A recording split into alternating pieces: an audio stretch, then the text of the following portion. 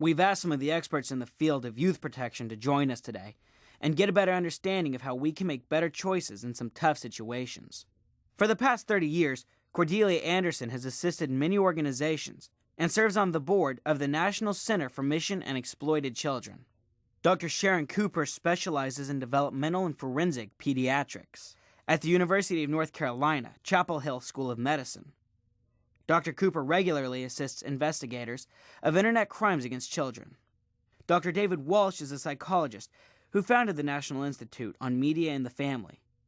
Dr. Walsh has done extensive work on the impact of media on children and teens. If you suspect that you have a friend that really needs help, the most important thing that you need to do is take it seriously. Don't try to convince yourself that you shouldn't be worried. That instinct that you have that makes you worry about your friend is real. It's a little bit different for boys and girls. Particularly during the teenage years, girls, their brains are really built to be able to talk about some of the things that are bothering them. And so girls will often give some hints that are verbal. They'll talk about how unhappy they are, maybe I should kill myself. So girls will often talk about it. In fact, girls are much more likely to talk about suicide. Boys are actually more likely to do it. I think another point that we need to think about is that these individuals will oftentimes have thoughts of dying and may actually demonstrate those thoughts by giving away some of their most prized possessions or things that they've worked hard to accomplish. Whenever we see any of these kinds of symptoms in a friend, we need to pay attention to it and we need to take steps to help them. Some of the things that might help you know that a friend is having serious problems and might be considering ending their lives is that they've just lost interest in things that used to bring them joy.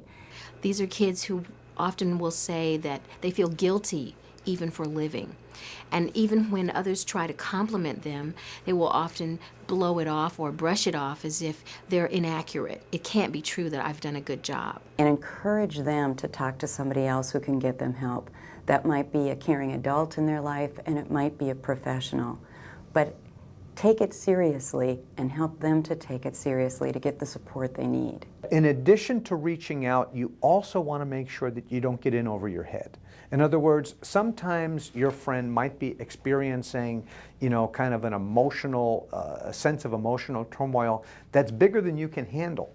And you might feel a little bit good that your friend is turning to you for help, but you need to know where your limits are. If we're really down, sometimes the first thing that can go out the window for anybody, but particularly when you're a teenager, the thing that can go out the window is perspective. And so if I'm really down, sometimes I forget that this is going to pass. Sometimes when problems become really hard and you're feeling like harming yourself, you might want to consider talking to your doctor about it.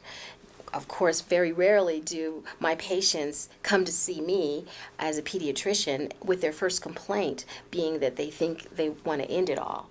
But I would say to you that as a pediatrician, there are many things that we can do to help you. Think of the people that you can go to for support in your life. It might be somebody in your faith circle. It might be somebody at your school, like a counselor or a social worker.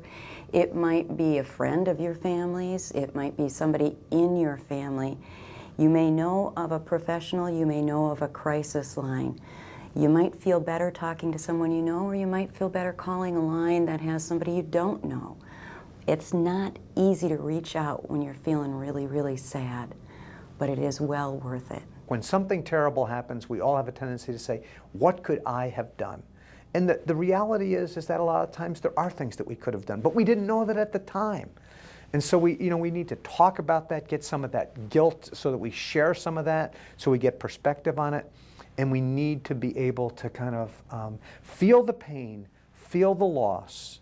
So not stuff that feeling, but realize that, we can't always control things, even though we'd like to. There is a National Suicide Prevention Lifeline, so if you need to call, you can call 1-800-273-TALK.